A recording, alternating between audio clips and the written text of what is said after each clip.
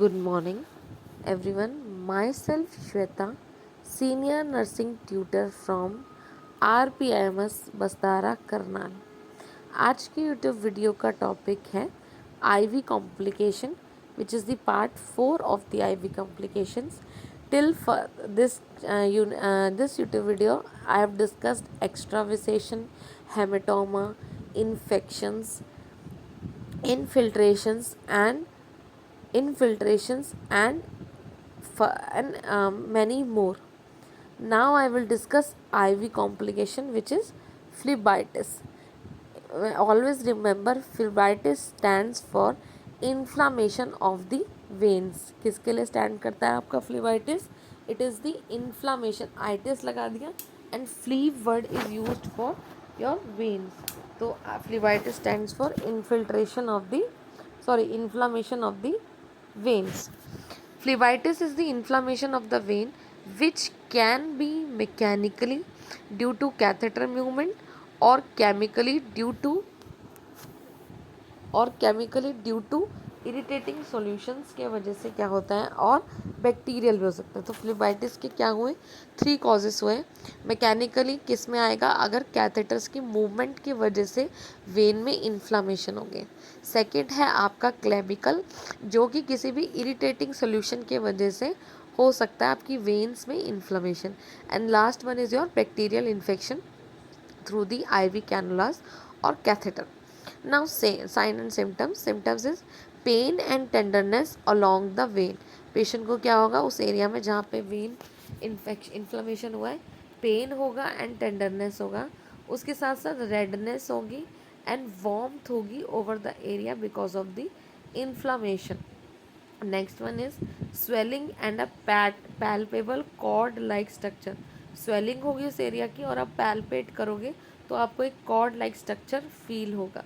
Next is possible fever. अगर fever if infection अगर bacterial cause है तो पेशेंट को फीवर भी होगा साथ में. Treatment, first of all if phlebitis, अगर remove the IV catheter immediately. Apply कर सकते हैं हम warm moist compression to the affected area to reduce the inflammation. क्या अप्लाई करेंगे, warm moist compression to the affected area, ताकि आप to reduce your inflammation. Administer oral और IV anti inflammatory medications. IV form में भी दे सकते हैं, अगर ज़्यादा है तो हम आईवी फॉर्म्स प्रेफर करेंगे, और अभी इतना ज़्यादा सीवियर स्टेट में नहीं है तो हम ओरल एडमिनिस्ट्रेशन करेंगे एंटीबायोटिक्स का, और एंटीबैक्टीरियल कॉज है, एंड एंटी इन्फ्लामेटरी मेडिकेशंस का. Next we elevate the affected limb to reduce the swelling. आप क्या करेंगे, लिम्ब को अफेक्ट करेंगे ताकि स्वेलिंग को रिड्यूस कर सकें. नेक्स्ट, अगर फ्लेबाइटिस, ऑफ कोर्स मैंने पॉइंट डिस्कस कर लिया है, अगर फ्लेबाइटिस इन्फेक्शन की वजह से होता है तो आप एंटीबायोटिक्स देंगे. Prevention, use the smallest gauge catheter suitable for the therapy. Properly secure the catheter to prevent your the movement. Avoid using veins in the area of flexion, example wrist और elbow.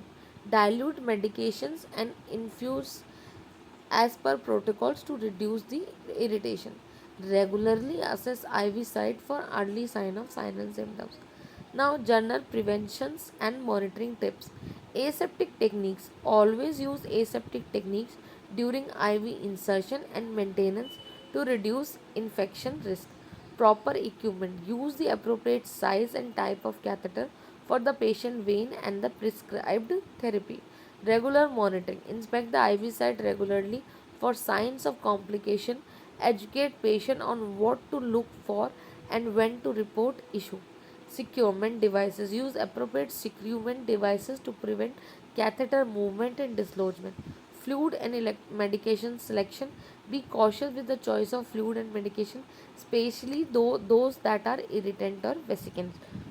Now I will end this YouTube video here. Please like, share and subscribe to our YouTube channel RPIT Academics. Thank you so much for watching.